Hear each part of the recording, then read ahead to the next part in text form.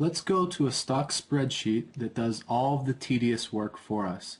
I created this spreadsheet for my own investing purposes, and now I'm sharing it with you. At the end of this video, I'll show you how you can download it also. Okay, this is the spreadsheet that I was telling you about. You can see here we're at the single analyzer sheet, and there's a multi-analyzer, save data, my investment plan, and other sheets here. What we're going to do first is we're going to enter some stock symbols. Also, if you need some stock symbol names, they're also in here provided, but I know a few offhand. So let's say Chevron, CVX, and we put a start date or buy date. So let's put January 22nd, 2013, and let's put our sell date as 1 year later, January 22nd, 2014. And let's enter another one. Let's enter Nike, NKE.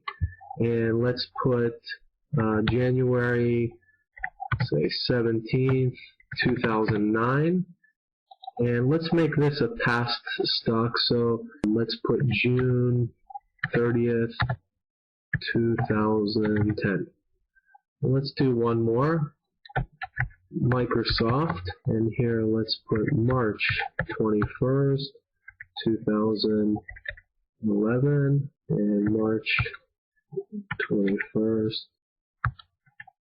2012. Okay, now all we do is hit the calculate button. Okay, and you can see that it filled in the information here. CVX is Chevron, and there's Nike, and there's Microsoft. And then over here it has the market price. So at this start date, these are the market prices. And then these are the prices that the analyzer recommends us to buy the stock. So 115 is a good price to buy at. We should have bought at 31 is the highest price to buy at. And this one's at 46. So we can see Nike is not at a bargain price. And Microsoft is at a good price there. Should we have bought this stock? Possibly. Should have bought Chevron? No and no for Microsoft and Nike. Okay, so why? So it gives us a reason here. Well, Chevron is a good company at a bargain price. Nike and Microsoft, during this time period, they lack the ability to maintain price and or recover during an economic downturn. So those bottom two were considered risky investments at this time. Chevron was considered a good company. And here, this gives you a really easy company rating. So out of 100 points, Chevron was rated 86. You can see anything over 70 points is considered a good investment. So I really like this feature because it's really easy to see and it's simple. It's not like reading financial statements and things like that, or some other analyzers. They provide a lot of information, and this just makes it really simple, gives you one number to tell you if it's a good company, and then you'll be able to compare it to other companies you put in here. Okay. So if we go further over, we can see more information. And what is that good company rating based on? So here's our company rating. We have 10-year upward price per share. We have earnings per share, ability to recover from an economic downturn or market crash. There's return on equity. That was the very important measurement we talked about before. Return on invested capital. Gross profit margin. There's our PEG ratio, and there's our total score again. So Chevron scored 16 out of 16 for return on equity. Okay. Return on invested capital scored 12 out of 12. So all of these were good companies in those categories. Over here, PEG ratio, Chevron's 2.12, where Nike and Microsoft are lower. Okay, so very easy to compare. Okay, so that's good company. All right, going further over, we look at stock value, 52-week low and high. Here's EPS, earnings per share, and it gives you 10 years of EPS right in a row. You can see if things are going up and if they're going up consistently. And this is just more details, but all of your basic information is provided in if it's a good company, that one score. Okay, as we go to the right more, here's our intrinsic value based on Benjamin Graham's formula. 52-week midpoint, estimated value of the stock, this is the difference that the 52-week low price is below the start date price. So sometimes you can buy a stock very close to its 52-week low, and you can really get it for a bargain. So this is saying that Chevron is 17% away from its 52-week low. Okay, over to the right more. Here's our margin of safety price. So margin of safety price for Chevron is 157. So this is saying that we could spend up to $157 on Chevron, and Chevron was currently at 115. So we can see that Chevron's at a real bargain right now as of this start date. Okay, so we were at margin of safety. Okay, here we have more information. If it's at a discounted price, yeah, it's at a discounted price of 26% from the margin of safety price. It's a bargain buy, yes. And then here is what our return is. And this is the return of the S&P 500 to compare it to during the same time period. Okay, so that is the single analyzer. What you want to do is, if you have this information in here, then you can save all these rows of data, or each individual row, and it will put it into this save data sheet. Okay, so here we are in the save data sheet. This is just a place where we store all of our saved data, and if any of these stocks are yellow all the way across, it means that it's a possible buy. If any of them are green all the way across, it would mean that it's a recommended buy. So what you can do is, you can analyze stocks in the single analyzer, and then just save them over to the save data sheet, and you can build up a good list of good companies at bargain prices. It's very easy. And if you think this is cool, then you should check out my favorite function. It's the multi-analyzer, where you can analyze up to hundreds or thousands of stocks with one click of the button. So let's check that out now. Okay, so here we are at the multi-analyzer, and what you're going to do is you're going to put in stock symbols here, the start date here, and the end date here. And we can use these tickers over here. This is the S&P 500. You also have the Dow 30, the Russell 2000, the NASDAQ. So all of these different stock symbols you can use. They're at your convenience. And what we would do is just copy. So I'm going to analyze the S&P 500. So I'll just copy these. And then I'll go back to my multi-analyzer, and I'm just going to paste them here.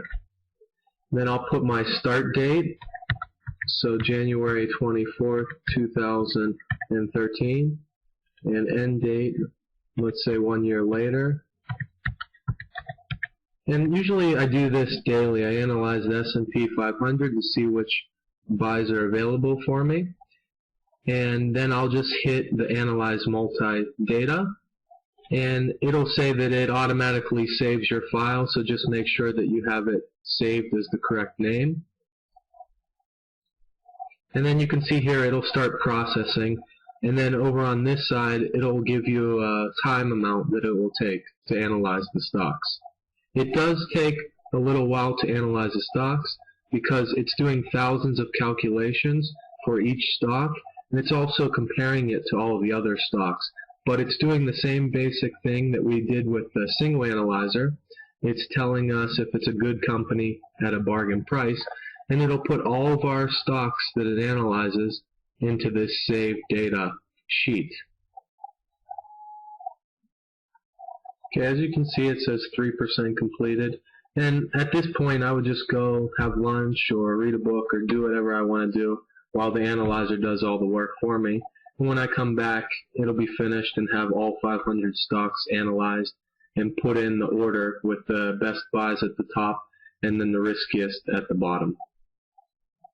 Okay, so the multi-analyzer has finished, and it has put all of our stocks into the save data spreadsheet, and you can see that all the recommended buys are in green, and then all of the possible buys are in yellow, and they're all in order from the best buys at the top, and then as you go down at the bottom will be the riskiest stocks.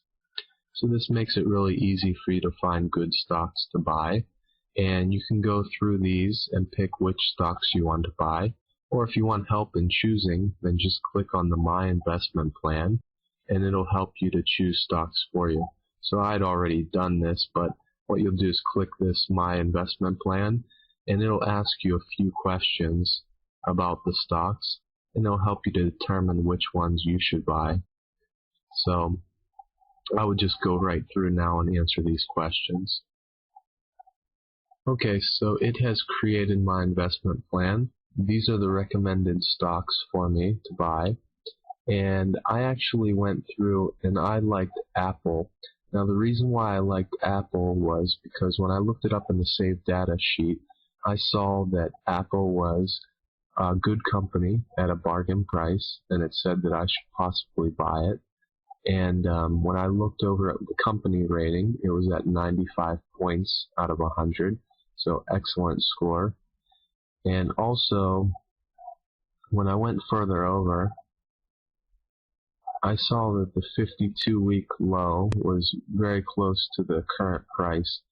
I can look over here and see the percent difference, and you can see that at 6.87%, that's the difference between the current price and the 52-week low. So I knew it was really close to the 52-week low, so it was at a cheap price right now. So what I did was I go back here and I can see how many shares I want to buy.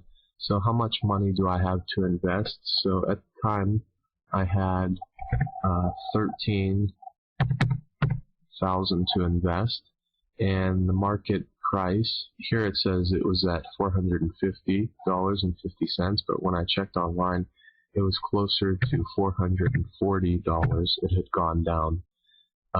My brokerage, I use Scottrade, and they charge $7 per trade. So then I hit calculate. Okay, so if I scroll down here, I can see that if I buy one share of Apple at that price, I would need to make 3.18% return just to cover my brokerage fee cost. But if I bought the maximum 29 shares, then I'd only have to make 0.11% to cover my brokerage cost. So this kind of gives you an idea of whether it's worth it or not to buy it.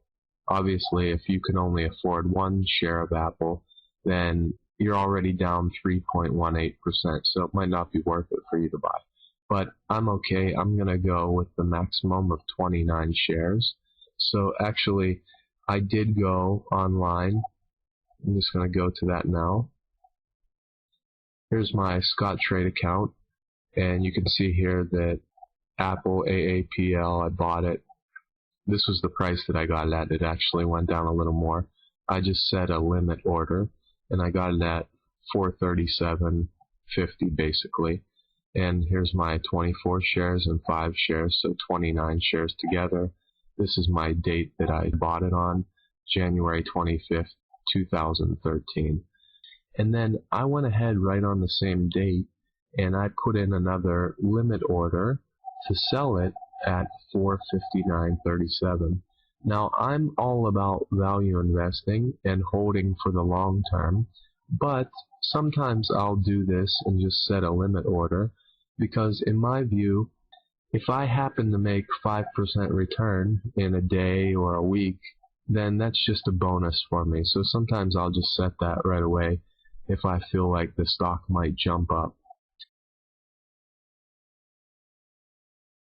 Okay, I just wanted to update you on what has happened with the shares of Apple that I bought. As you remember, I bought the shares on January 25th, 2013. I bought 29 shares at $437 and around 50 cents. And this was the total cost, about $12,694. Now today, this was on, as I said, Friday, January 25th. Today, it is Tuesday. There you can see here, Tuesday, January 29th, 2013, 11:53 a.m. Eastern Time. And I had set a limit order for a 5% gain. So from 437, my buying price, I set the limit order for around 459. As you can see that the price is around 458 now, and it already actually hit the 459.55 for the day's range. So my order was executed, and let's just go to that. So this was what I bought it at. This is what it was executed at. This is one of my Scottrade Roth IRA accounts.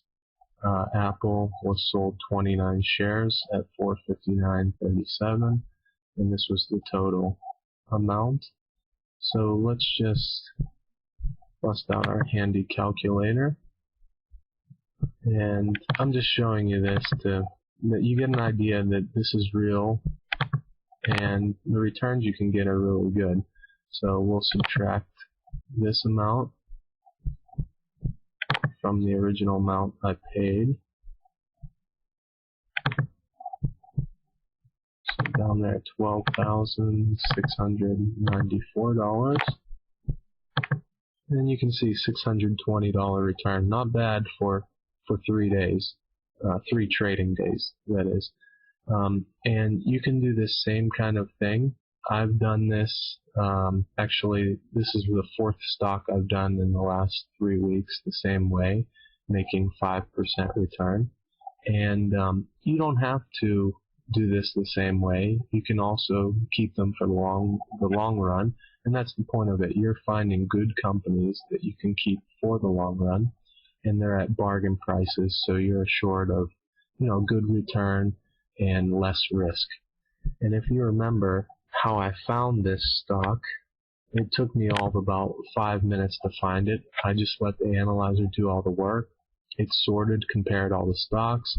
It gave me a company rating of 95, which I liked for Apple. So I knew it was a good company, and then I just went over and I checked how far away it was from the 52-week low, and it was 6.87% away from the 52-week low. So I knew it was really close to the 52-week low, and I knew it was at a bargain price. And then I even went over to my investment plan. It helped me choose that stock, Apple. I went into the share calculator to find out how many shares I should purchase, and it said I could purchase up to 29 nets. So that's what I did. As I said, it was all of about 5 or 10 minutes that it took me at the most. And that's the good thing about the analyzer. You don't have to spend a lot of time, and you can have confidence in knowing that it will help you pick good companies at bargain prices. It'll maximize your returns and minimize your risk.